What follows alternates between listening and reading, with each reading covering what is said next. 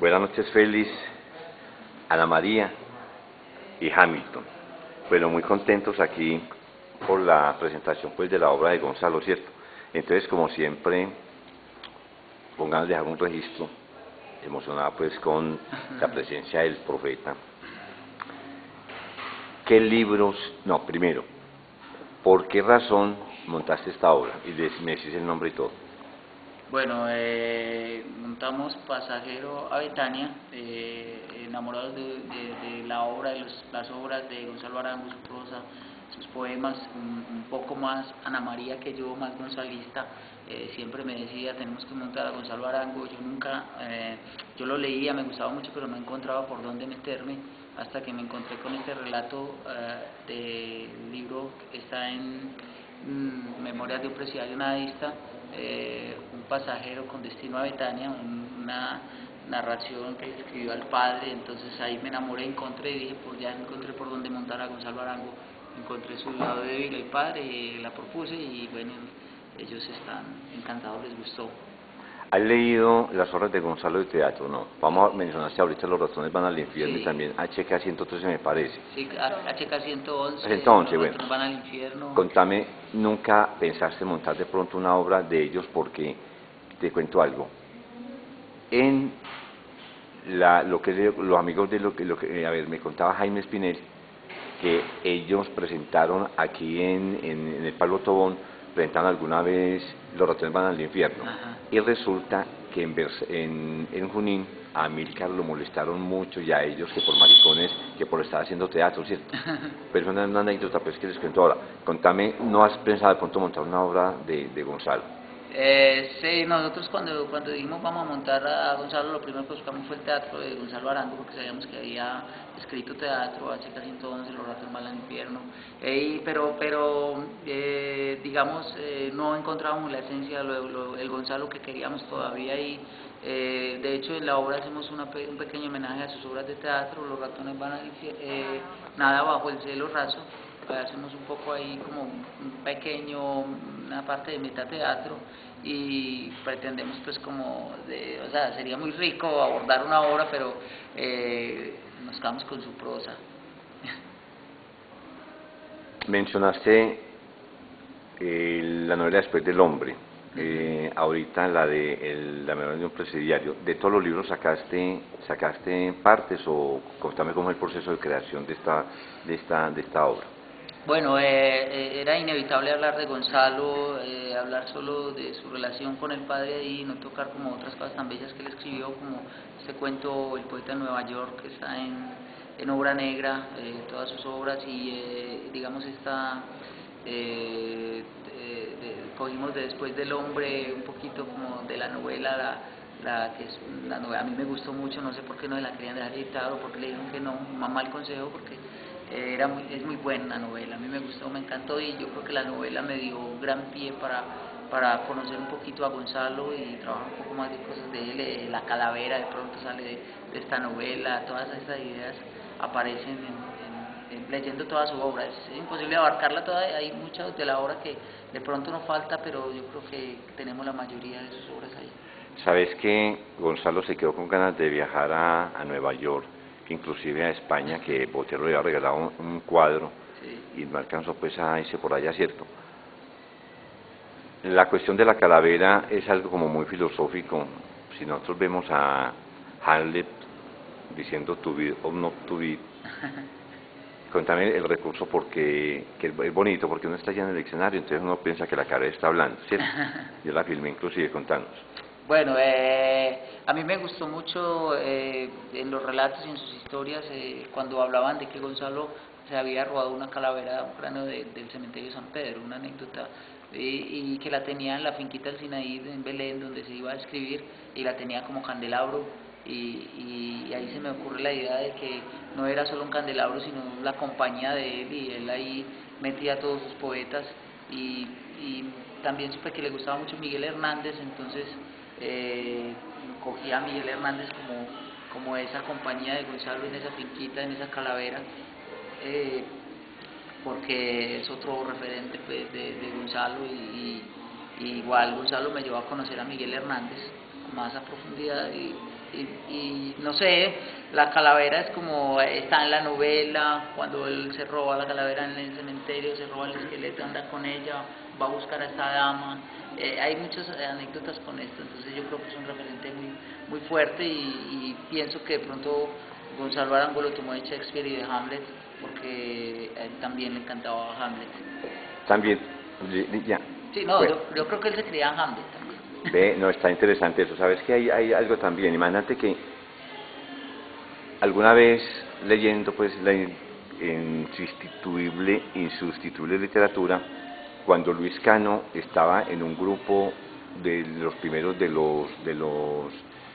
está Fernando González, yo me acordar de las Unidas, Luis Cano lo frecuentaba, y Luis Cano una vez se robó también una calavera para hacerse más atrayente y más romántico, pero también lo hacía Julio Flores, ¿cierto? Esa ahorita lo muestro y todo, o sea que Gonzalo ahora es que caigo en cuenta que de todas maneras es un escritor maldito de alguna manera, ¿cierto? Sí. Bueno, Ana María, ¿cierto? Ana María, ¿por qué fuiste escogida para hacer el papel de la Fumanchú? O de la Fumanchú. o de la policía que como le cortan el nombre, ¿por rosca o por talento? Yo creo que, no, digamos que el proceso creativo estábamos todas las actrices del grupo y todas empezamos a improvisar a partir de unos relatos de obra negra. Entonces este cuento, que es El profeta en Nueva York, ahí está este personaje. Entonces a partir de las improvisaciones fue que resulté la feliz ganadora del papel. Decía ahorita Félix que tú has sido muy gonzalista. ¿Qué te gusta de Gonzalo? Yo conocí a Gonzalo Arango por influencia de un hermano, por ahí a los 12 o 13 años. Me gustaba mucho, en todo caso Gonzalo ha sido un símbolo de irreverencia, de rebeldía. Entonces en esa época adolescente encontrar, por ejemplo, obra negra, luego después Oleajes de la Sangre, me gustaban mucho. Primero era como el gusto pues hacia la prosa, luego encontré unas cartas muy bellas, conmovedoras. Entonces lo primero fue como el amor a los cuentos de obra negra, esa fue la primera obra. ¿Te impactó por encima de cualquier escritor antioqueño colombiano? No, creo que está también a la par pues de otros escritores colombianos. Sí, creo pues que Gonzalo está, sí, también a la par. Te lo digo porque cuando se murió Gonzalo, muchos profesores de la universidad, amigos, me decían, a ver, ya el nadaísmo hay que voltear la página, pasar a otra cosa. Y resulta que una cosa es ser académico, con un saber muy frío, ¿cierto? Y otra cosa, que pase Gonzalo ya a otra generación, ¿cierto? Ahí Gonzalo murió en el 70 y pico, ya todo lo que ha pasado y que todavía te llama la atención, ¿cierto? Sí. ¿Qué libro de él te ha obnubilado y te ha agarrado? Yo conozco, en el proceso investigativo pues hicimos una lectura de la mayoría de obras, pues, no sé si todas, pero sí muchas. A mí me gustan mucho las cartas de correspondencia violada, de Oleajes de la Sangre, como tan íntimo, pues digamos como un Gonzalo profundamente enamorado de su familia, muy íntimo, un ser humano muy sensible. Las cartas me han gustado mucho dentro de toda su obra, y obra negra indudablemente. Ahorita, durante la obra, tú haces el papel de la Fumanchú. Yo te cuento algo. Dentro de lo proyectos que contabas que algo sobre Gonzalo se iba mucho para la Valladera. Cuando no está pues todavía está el ferrocarril, están esas bares detrás, que eran todos sordidos. No se ha preguntado por qué le gustan tanto a los maestras las putas y sobre todo a Gonzalo, que a la Fumanchú la eternizó. ¿No has pensado nada sobre eso?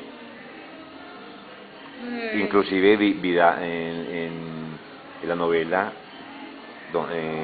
que hay la novela después del hombre, También hay una cosa. que hay una puta que a él le gusta mucho porque le cantaba mucho, que esa parte es como muy bonita, ¿cierto? Sí. Contame qué te ha gustado de hacer de papel, o no te sentís mancillada, te sentís contenta pues. No, me siento muy contenta. Creo que Gonzalo también sentía pues como por esta humanidad y esta sensibilidad de Gonzalo, porque varias veces hay historias, digamos, de él con los mendigos, en Después del Hombre, que de pronto es una historia que le pasó a él. Entonces con las prostitutas, no, yo creo que Gonzalo, digamos, no lo siento como denigrante o en algún momento al inmortalizar a prostitutas, por ejemplo, en El Profeta en Nueva York, sino más bien ese lado humano, sensible, de también un ser humano golpeado por el sistema de una u otra manera. No, y sobre todo por la decisión de ser escritor, en un momento en que en la cultura antioqueña solamente interesa el progreso, no la cuestión espiritual, ¿cierto? Sí, sí.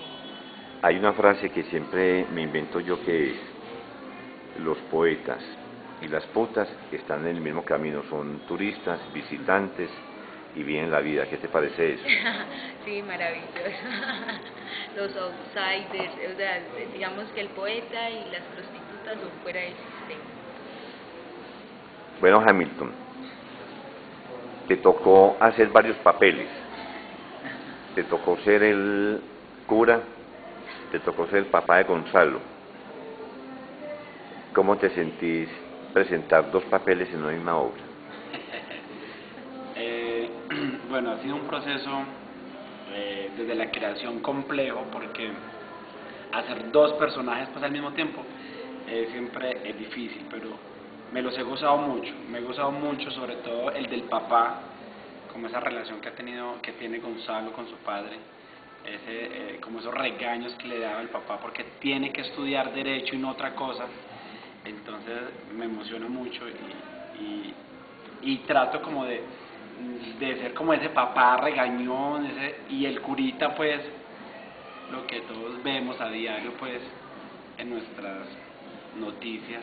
Entonces tratamos como de jugar con eso, con un cura atento, pero también con ese otro sentido de un cura pues como ahí extraño. Todo bravo porque le robaron la alcancía, ¿cierto? Me la iban a robar, pero no me la robaron. Mira que ahorita hablando de los regaños del papá Gonzalo, mira que yo creo que hay una fascinación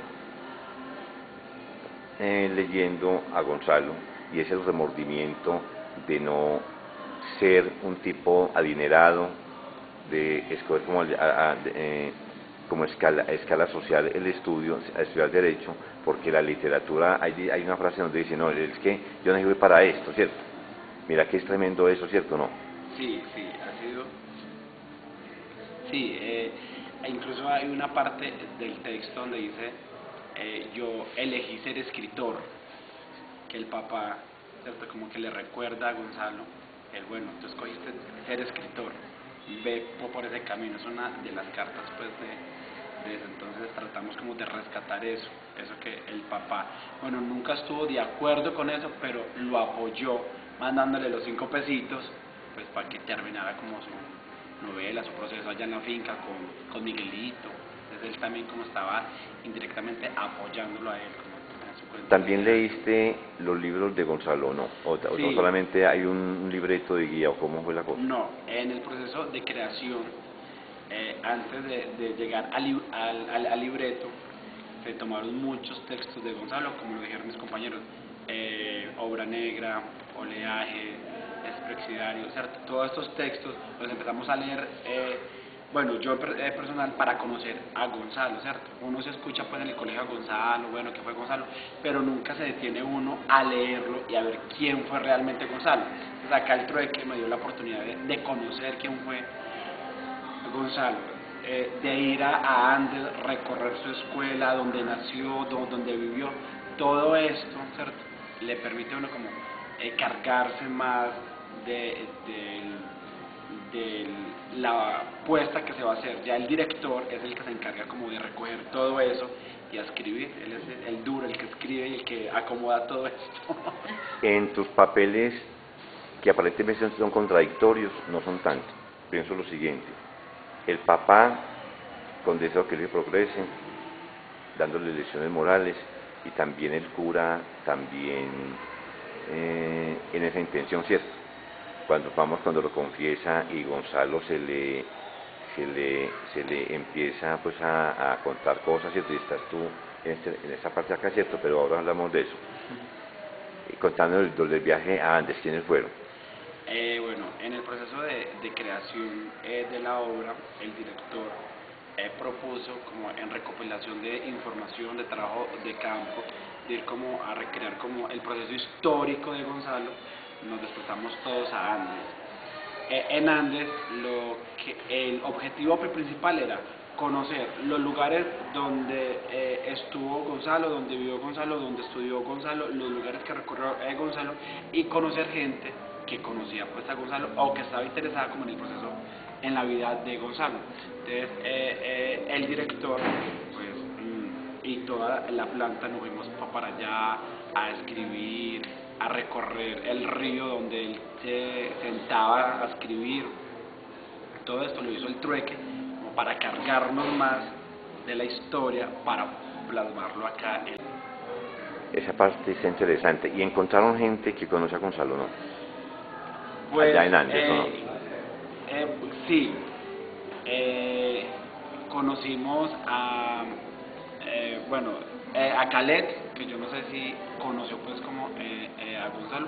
Conocimos la casa donde nació Gonzalo en Andes. Entramos a la casa e incluso esto también nos llevó como a conocer a su familia, ¿cierto? Como a Amparito, a sus otros sobrinos, hermanos, y ya fue pues como este proceso, como esa recopilación histórica que queríamos hacer de Gonzalo allí en Andes. Bueno, Hamilton, veamos ya la parte ya técnica del montaje de la obra. A ver, cuando empieza, estás tú aquí sentado en la mesa, ¿cierto? Estás con la calavera ahí, después viene la FU, que es una especie de cómplice tuya, ¿cierto? A ver, yo siempre me pregunto esto, a ver, el escritor, vamos, todas las obras en este sentido, vamos a ir a una obra de teatro, todo el mundo la monta distinto, ¿cierto? Sí. Está pues la imaginación, la posibilidad, ¿cierto? Claro. Cuando tú empiezas a montar, pongamos, esta obra, más o menos la apariencia es de un bar, ¿cierto? Sí. Que estás tú, está también el que viene y que ya hace también pues el cuarto ahí y toda la cosa, pues como el papá y el y todo eso. ¿Cómo es el proceso de elaboración para crear inicialmente el escenario, que es muy sencillo, ¿cierto? Pero tiene que ser muy preciso porque ahí está ubicado todo, ¿cierto? Claro.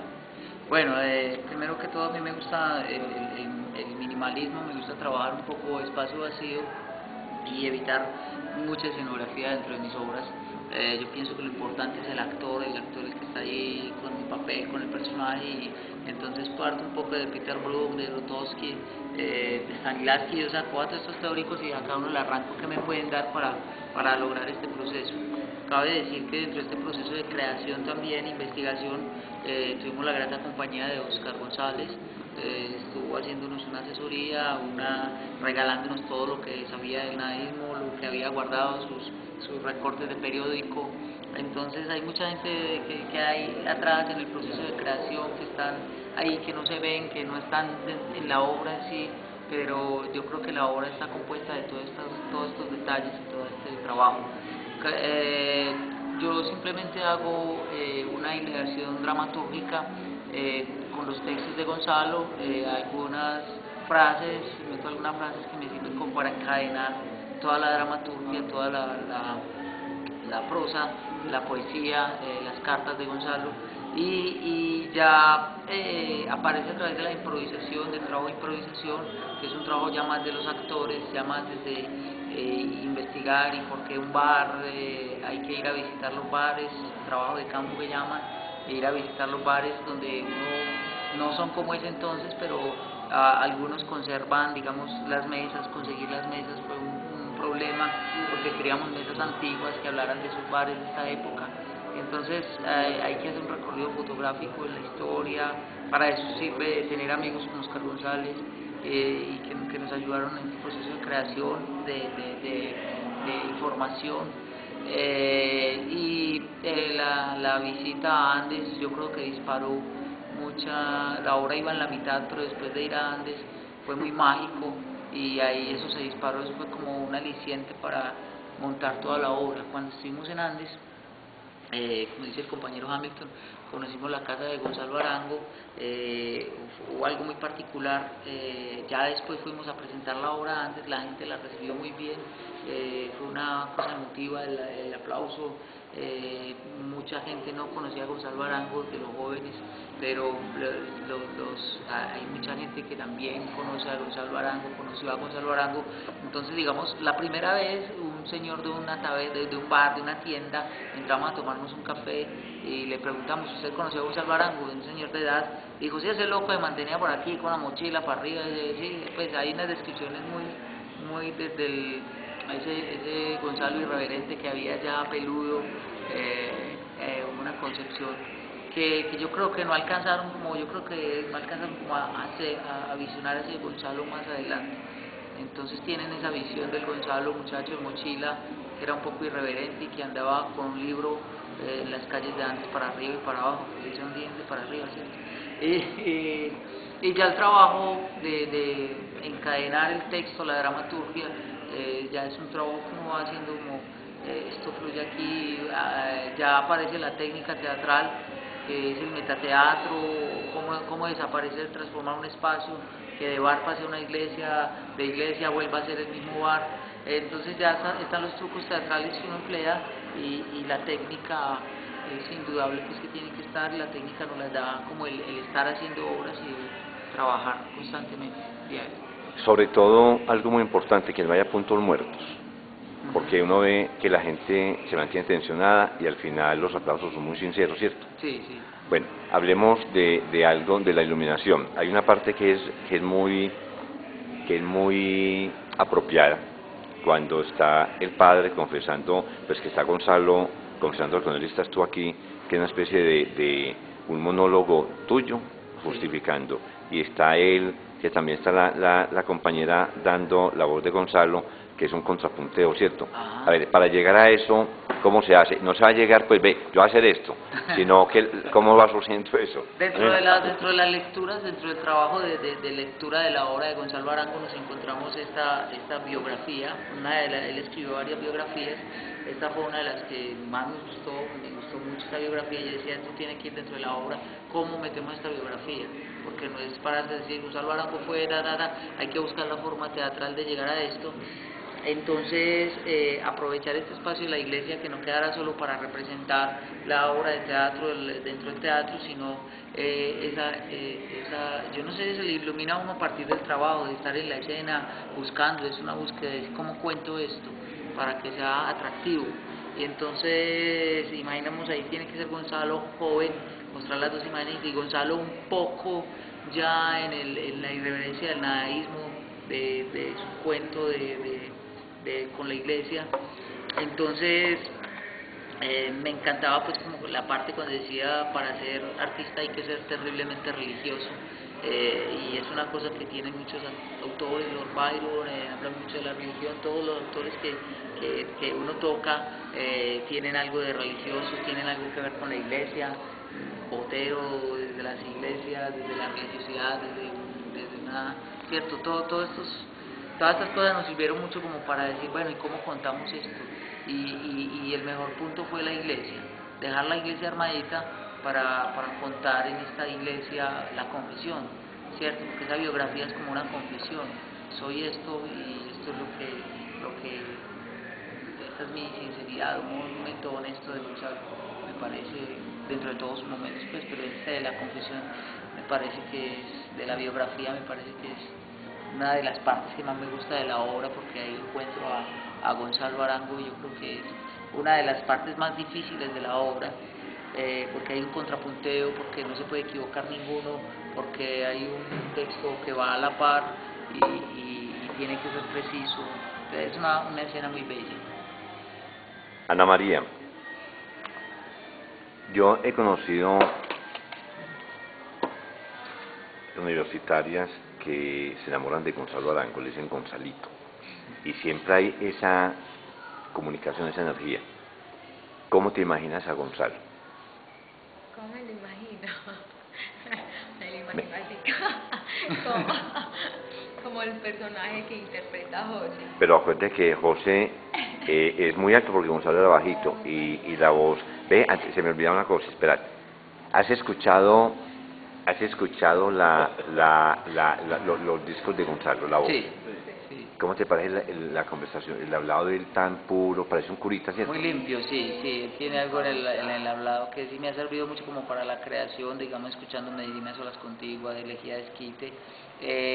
Ahí tiene una voz pausada, digamos, dentro de la puesta en escena. Uno trata de hacer esta voz, pero pienso que implicaría un poco en el ritmo de la obra, entonces no puedo estar todo el tiempo hablando como Gonzalo hablaba y a veces yo creo que eso podría quitar como ritmo en los diálogos, la intensidad de los textos, pero digamos cuando hago Medellín a solas contigo lo hago, tengo esa intención, me gusta mucho como ese trabajo de la voz ahí con Gonzalo Arango. Bueno, Ana, ¿ya pensaste, hubieras amado a Gonzalo o no? Sí, sí. No, y lo amo en este momento. ¿Tú qué otras obras has participado? En el trueque participé en Roberto Zucco, tenemos una obra de Tennessee Williams, La Marquesa de la Expurlosion, tenemos unas obras infantiles, Pinocho, Simón el Mago, basada en el cuento de Tomás Carrasquilla, en todas ellas. Estamos en proceso ahora de creación también, de una obra basada en Antigua. Pero hablemos hoy de el viaje de Tania. ¿Cómo te sentiste como Jumanchú? Que yo te veo muy suelta, subiéndote a la mesa, hablando con mucha soltura. ¿Cómo te... ¿Cómo me siento? Sí. No, me siento muy bien. Es un personaje, pues, digamos que fue difícil en el proceso creativo, pero ya ahorita en las representaciones ya es un disfrute, es disfrutarlo. Lo disfruto, lo juego, la parte corporal, la soltura. No, lo disfrutamos mucho, creo que todos los tres personajes. Mira, hay un caso que es muy extraño, volviendo a la cuestión de los nadaistas y la aceptación, ¿cierto? Mira que todo ese existencialismo, esa rebeldía, hay personas que captan eso, ¿cierto? Para otros pasa indiferente. Me parece muy valioso, vamos, recobrar a Gonzalo, el nadaísmo, mostrarnos que él pasaba mucho por acá, y ellos iban al frente también de vez en cuando allí al Dorado, ¿cierto? ¿La poesía de Gonzalo te gusta o no? Algunas me gustan, digamos que ya la época mística, que no puede pues, como llamarla así, no me gusta mucho, pero sí hay, por ejemplo, Medellín a solas contigo me parece bellísimo. Yo creo que me vienen los contigo de los textos claves sobre la ciudad, ¿cierto? Sí, Porque Gonzalo, yo siempre he criticado esta parte, a partir de Providencia, cuando se enamora de Angelita, él se vuelve un místico súper extraño, ¿cierto? ¿Qué aportes en el sentido de actuación haces tú? Vamos, Hamilton tiene el libreto, ya está el camino pues para hacer. ¿Cómo hiciste para crear el personaje? A partir de El Profeta de Nueva York, él hace una descripción de ella. Pero no está bien, sí, no, Sí, sí. no, sí, pero también lo cree pensando este personaje que de pronto ha viajado o que ha soñado viajar en Nueva York. Entonces la Fuman está en todo el movimiento de los 60, los hippies, los picnic. Entonces desde ahí es de querer ser como los gringos, entonces por eso es mona, por eso digamos en el vestuario anticipa los 60, es este personaje, y no quería pues que cayera mucho tampoco como en el cliché, un poco en el cliché de las prostitutas, ¿cierto? Que fuma, que no, trabajo, creo que de pronto la sensualidad desde la soltura del cuerpo, pero no desde, digamos, como elementos o lugares comunes. Vamos cuando están ensayando la obra y Hamilton da unas directrices, vamos tú no decir, no, esto es mejor de esta manera, mejor el personaje puede ser así o no. O Sí, eso, sí, claro, en la etapa de creación, mejor dicho, es la etapa para sacar todas las ideas. Entonces, en todas las ideas, primero empezábamos así, sí, todo, o el apoyo también de los compañeros, yo creo que el personaje puede ser así, puede tener este tic. Entonces, a lo largo, por ejemplo, la Puma tiene un tic, unas tensiones corporales, a lo largo de todo el proceso, entre todos y los mismos ensayos, dan esa configuración del personaje. Hamilton, ¿qué admiras en otros nadaístas o no los has mirado todavía? Bueno, Darío Lemus, el poeta maldito. pues incluso un libro que trajo José, el director, y nos estaba pues como leyendo cositas de él. Uno sí lee cosas de cada uno, ¿cierto? Para ver pues de qué se va a hablar, pero que entrar a profundidad cada uno no. De pronto con Darío Lemos, que hemos entrado con Eduardo Escobar, incluso a él lo conocimos, estuvimos con él en otra parte, como en una conferencia. Con Jaime Jaramillo también lo conocemos, que ha venido pues incluso a la casa, acompañamos en unas conferencias, en unas cosas que hacíamos con unas actividades extras de la obra. Sí, pero entrar en profundidad en cada uno no, porque nos centramos más como en Gonzalo. ¿Qué actor admirás? Bueno, muchos, ¿cierto? El cine, admiro mucho hombres, a Robert De Niro, actrices, admiro de mujeres del cine, a Nicole Kidman, y de teatro, a mi director, a José Félix. Verá, hay algo, vamos, que es lo siguiente, vamos en la cuestión de la voz. Uno pues tiene voz hipostasiada por la obra, pues etcétera, etcétera, etcétera. Pero así un actor, ese carácter, vamos a hablar de Robert De Niro, que vos sabes que todas la actuación de él le da ese sello personal de él, ¿cierto? A quien, a ver, cuando hablas como que, ¿qué pensás? ¿Le das fuerza, carácter? Sí, pues de eso se trata. En el momento en que yo me he visto como mi personaje, ¿cierto? Desde ese momento ya empiezo a cargarme desde ahí, ¿cierto? De cómo habla, de cómo camina, de cómo se expresa, de cómo mira. Entonces, eso lo va cargando uno para poder hacerlo de forma tranquila y natural, ¿cierto? Que no sea tampoco como algo ahí sobrepuesto. Pero entonces, ¿por qué el cura era tan tembloroso? Con el bastón furioso y todo eso. Porque tenía mal de Parkinson. Era un cura enfermo. No, quería pues como, o sea, con el cura darle esto, ¿cierto? Como un señor ya de edad, entonces quería marcarlo desde el temblor. Era más como ¿El personaje lo creaste tú o ya Hamilton dijo, el cura tiene que ser así? Perdón, José, perdón. Uno, como decía la compañera Ana, en el proceso de creación uno muestra, ¿cierto? Uno muestra, antes uno propone y ya el director, si le gusta eso, entonces se encarga como de limpiarlo hasta que quede de forma, pero todo siempre supervisado bajo la dirección. O sea, yo propongo, yo camino, yo muevo, yo hablo, pero él dice, no, mira, podemos trabajar así porque no funciona, y él le da a uno los argumentos actorales y le da los argumentos literarios también desde el personaje, porque no está bien hecho así. Entonces ya uno, desde esos consejos o argumentos que le da uno, entonces ya uno empieza como a redireccionar el personaje para hacerlo de forma pues como clara, natural, pero todo siempre es bajo la dirección de José. ¿Y qué decir, José es un tirano o no? Bueno, interesante la pregunta. No, es muy buen director, es muy bueno. Yo pienso que a veces uno por lo terco no recibe todo eso, pero no, es el mejor director de esa ciudad. Ana, hablemos más de José.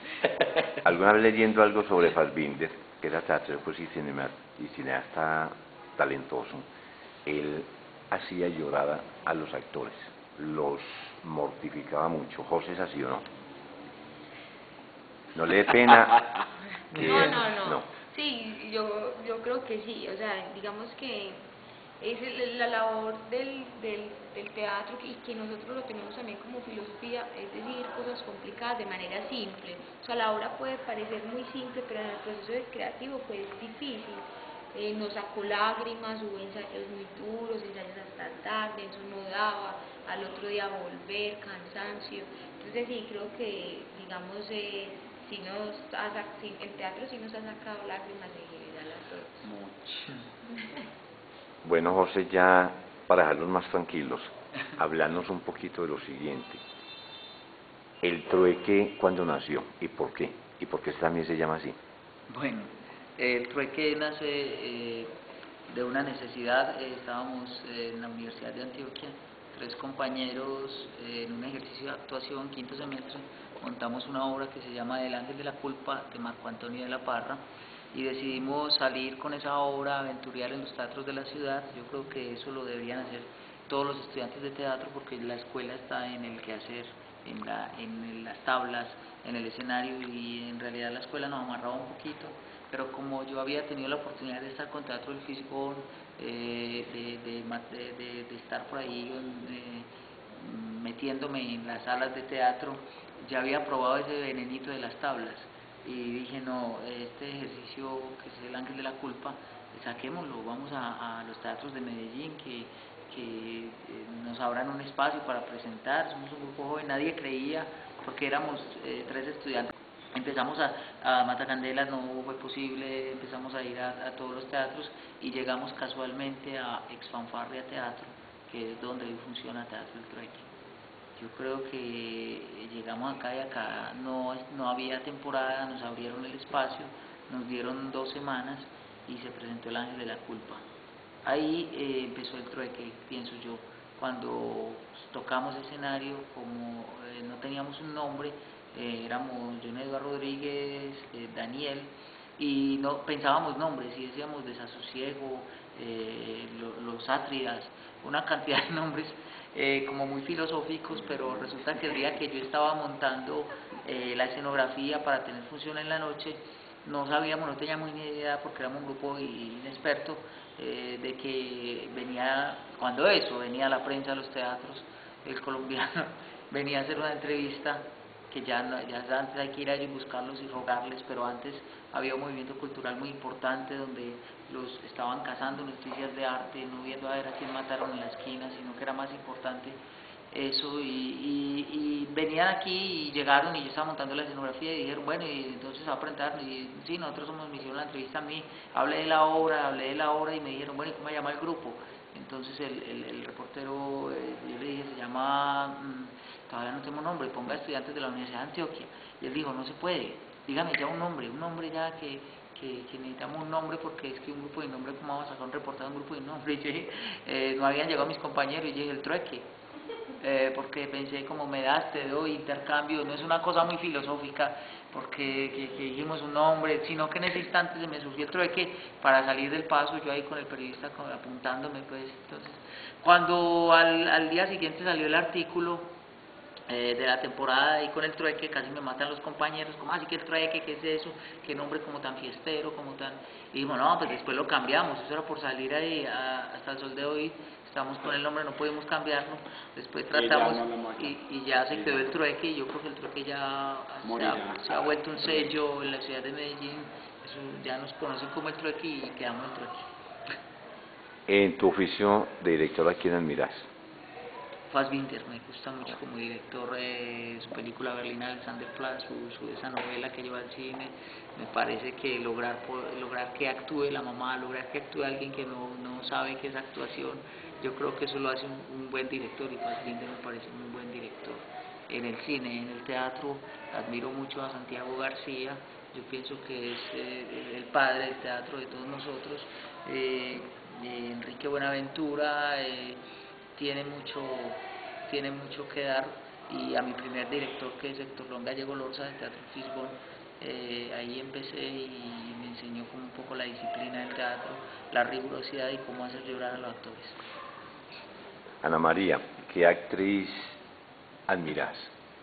A mí me admiro a Sara Bernard, a Lauren Bacall, y digamos de actrices ahora admiro Nicole Kidman y Natalie Portman, Melanie Griffith. No, hay muchas actrices, admiro muchas. Pero ahí mencionas a Sara Bernard. ¿Ella tiene películas por ahí? ¿O viste por ahí? ¿O lo que comentan de ella? Por lo que cuentan, había otra contemporánea de ella, ellas tienen libros. Madeleine Renoir, es el apellido. Y por los libros, lo que cuenta la construcción de personajes, y en esas épocas, las pioneras, la forma pues como llevaron el arte del teatro. ¿Sabes que Sara Bernard dicen que dormía en un ataúd? Sí. ¿O eso será mentira? No, no, sí, eso es mito, incluso hay unas fotografías. Ahí, fotos. Decime algo, ¿qué significa el trueque para ti? El trueque es la vida, un proyecto de vida de un grupo de amigos que decimos juntarnos para hacer lo que más nos gusta hacer, teatro. Y para Hamilton, ¿qué significa el trueque? Desde hace 3 años que estoy en el trueque. No, como dice Ana, la vida, mi casa, todo, todo, el todo, en el trueque. ¿Tienes algo por ahí?